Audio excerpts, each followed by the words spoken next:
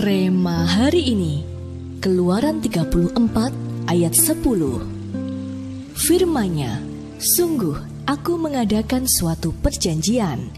Di depan seluruh bangsamu ini akan kulakukan perbuatan-perbuatan yang ajaib, seperti yang belum pernah dijadikan di seluruh bumi, di antara segala bangsa. Seluruh bangsa yang di tengah-tengahnya engkau diam akan melihat perbuatan Tuhan.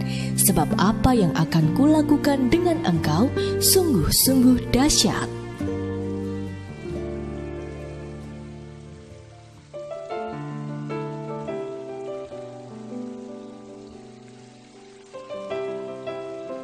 Ada sebuah masa ketika bangsa Israel dikuasai bangsa Midian selama 7 tahun.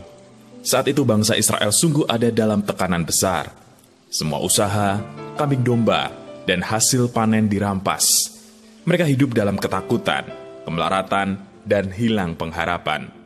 Keadaannya seperti tulang-tulang kering tanpa kehidupan. Bahkan mereka sampai harus bersembunyi dalam gua-gua di pegunungan.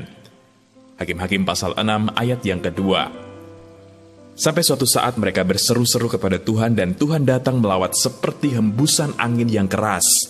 Tuhan membangkitkan Gideon. Awalnya ia bagai tulang-tulang kering tanpa kekuatan apa-apa, tetapi tiba-tiba rohnya jadi hidup dan menyala-nyala, sehingga ia sungguh-sungguh dipakai Tuhan untuk membangkitkan dan memimpin Israel mengalahkan bangsa Midian yang banyaknya seperti belalang. Sama seperti yang terjadi dengan para rasul pada peristiwa Pentakosta. Mereka yang awalnya ada dalam ketakutan dan tekanan, ketika tiupan angin yang keras dari Tuhan datang, hidup mereka langsung berubah. Kisah Para Rasul pasal 2 ayat yang kedua, yang tadinya seolah-olah mati, sekarang hidup kembali. Tadinya tanpa kekuatan, sekarang jadi penuh kuasa. Tadinya ada dalam tekanan, sekarang penuh keberanian mendemonstrasikan kuasa Tuhan. Hembusan angin yang keras itu pun membawa mereka menjadi tanda ajaib di depan banyak bangsa. Jelas, ada kuasa yang luar biasa ketika tiupan angin Roh Kudus itu dihembuskan. Hal ini juga yang akan terjadi dalam hidup kita. Percayalah Tuhan sedang menghembuskan angin Roh Kudus-Nya. Yang hilang harapan akan diberikan harapan baru, yang lebih besar dan lebih luar biasa. Yang sakit akan disembuhkan, yang hidup dalam tekanan akan diberi keberanian.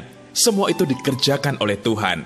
Bagian kita adalah tetap percaya, pegang janjinya, dan tetap melakukan yang terbaik.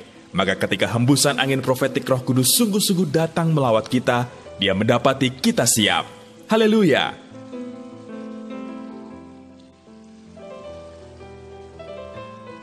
Apa yang Anda ingin Tuhan kerjakan dalam hidup Anda ketika angin Roh Kudus itu sungguh-sungguh datang melawat Anda? Adakah yang menghalangi Anda untuk semakin percaya bahwa Tuhan akan datang melawat hidup Anda? Bagaimana cara Anda mengatasinya? Apa yang sudah Anda lakukan supaya Anda didapati siap ketika angin itu datang? Tuliskan komitmen Anda.